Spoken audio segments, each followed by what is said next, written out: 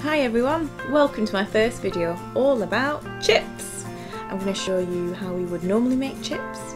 I'm going to show you what can make those difficult to eat, and then we're going to go through how to make delicious yummy chips in a fork-mashable, a pre-mash and a puree texture. So here I am starting us off with making some your average Joe oven chips. So what's the big deal about chips? Well, here's a close-up. There we go.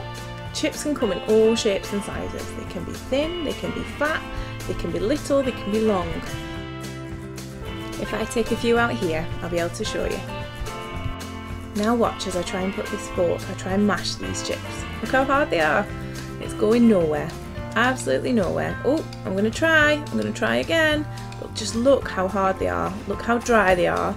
And can you see some of them have really sharp, tough edges that could splinter when you try and chew them, or snap off when you put them in your mouth. If you had problems chewing, that would be a really difficult thing for you to be able to make softer and make safe enough to swallow. Here we go. Can you see? Ooh, look at that. It's almost a weapon. But alas, do not fear.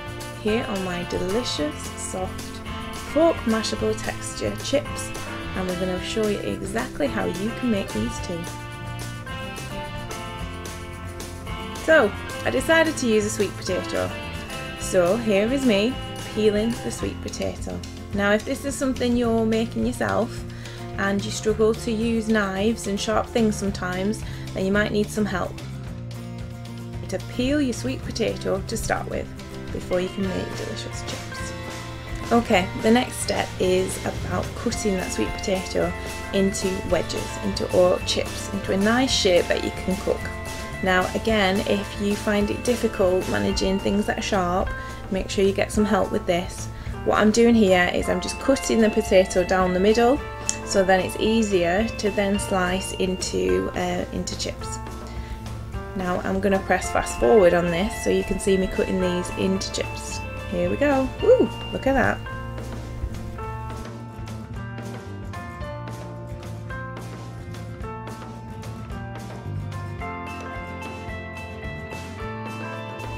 Can you see that I'm trying to make them all a similar sort of shape and size, because that helps with cooking and it makes it look a bit nicer as well. If you see any bits on them that are dark or sharp or going off or anything like that, just cut them off. Wait for it, we'll speed up again. Are you ready? Are you ready? Right, we're ready. We're ready to go to the next step.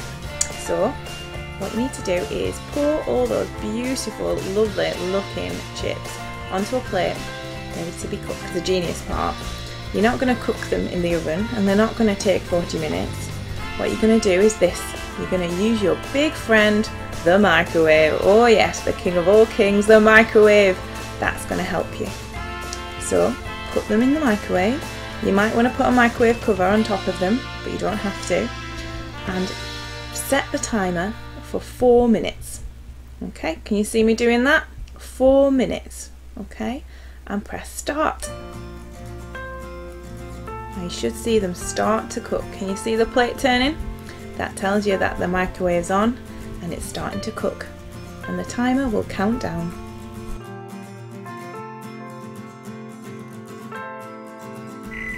And then you don't touch it for 1 minute. So I'm going to put my timer on here for 1 minute just to show you that length of time, okay? So you set it to 1 minute and you don't touch it and you don't take it out of the microwave, you just leave it there. Then when your minute's done, you put it on again for another 4 minutes. So that's the same time as you put on before. Turn your timer to 4 minutes and press start and let it cook again for 4 minutes.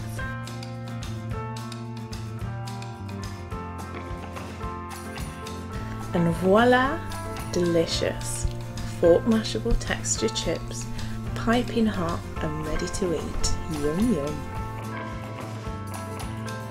But what happens if you're not quite sure whether it's fork-mashable texture?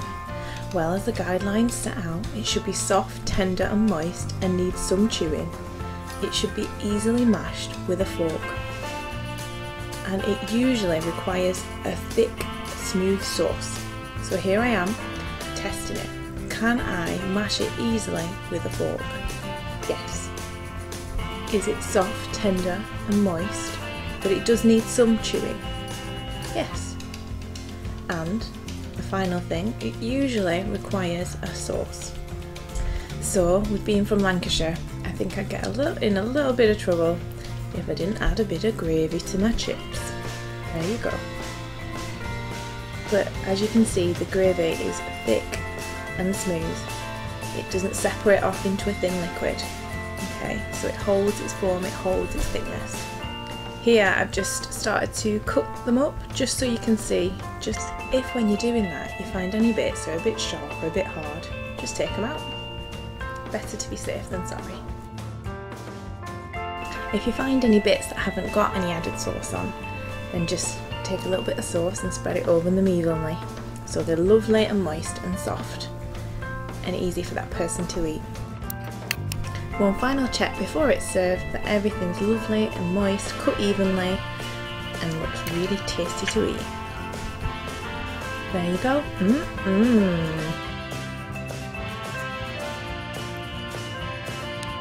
The difference between pre-mash texture and fork-mashable texture is that with pre-mash, the food is soft, tender and moist but needs little chewing. It has been mashed before serving.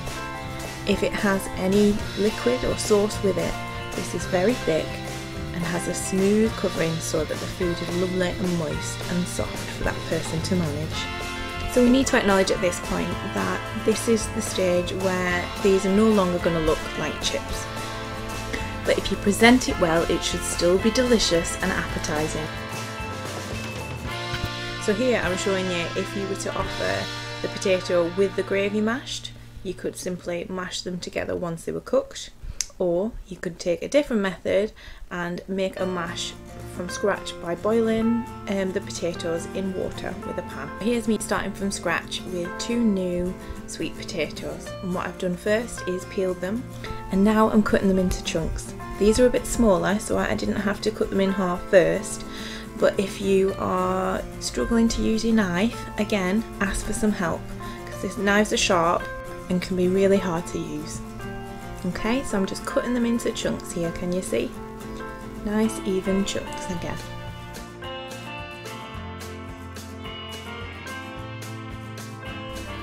Whoops, wrong camera angle. Hey, okay, so what I'm doing here is I now put the potato into a pan. Just get a pan out your cupboard and pour them in.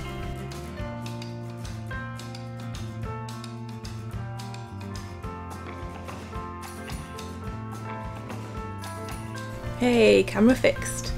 Okay, and then put some cold water into the pan so that it covers up the potatoes. Okay, so there's enough water in so that all the potatoes are covered in water.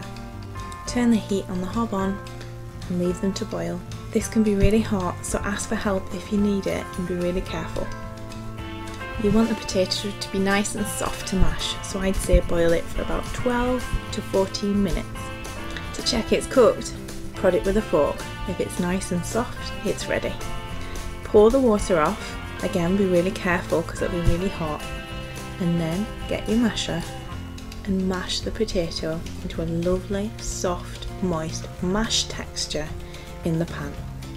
If you're trying to put a bit of weight on, you could add a little bit of butter to this or a little bit of cream, and that'll give you lots of energy in your food to help you to put that weight on.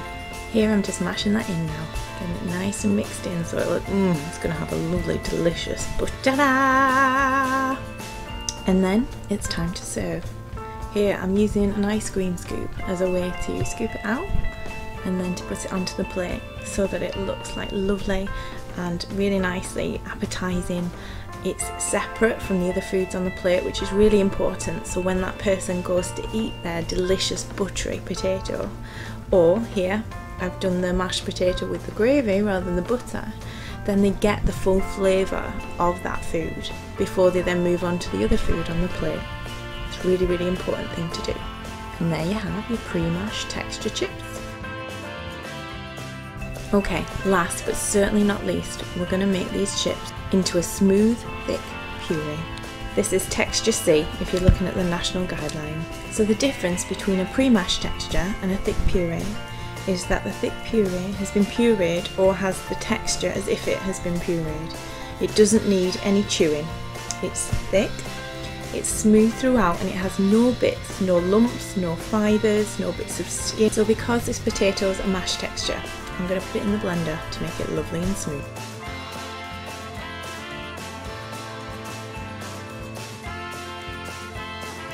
You need to add some milk or cream or gravy to make it moist, but don't put too much in, otherwise it'll make it sloppy. I press the smooth button on my blender to make sure the puree comes out lovely and smooth. Make sure you put the lid on before you press the button, and I'm just warning you that it can be really loud, so if you don't like loud noises, ask for some help with this bit. Once it's done and you've checked that it's lovely and smooth and thick, now it's time to serve. Here again, I'm using my trusty ice cream scoop to put it on the plate, just so it looks nice and presented. It's lovely and separate from the rest of the food. Can you see how it's thick enough to hold its shape, but it's lovely and smooth? Look at the gloss on it. Because of the cream and the butter I've put on it, it probably wouldn't need a sauce, but I'm going to add some gravy. Can you see how thick this gravy is? I had to shake it to get it out the jug. That's perfect. You don't want it any thinner than that because it'll separate away, and it needs to be nice and thick. Here's a close-up so you can see. Thanks very much for watching. I hope it's been useful and you've enjoyed it. Don't forget to like, to subscribe and to share please. Thank you.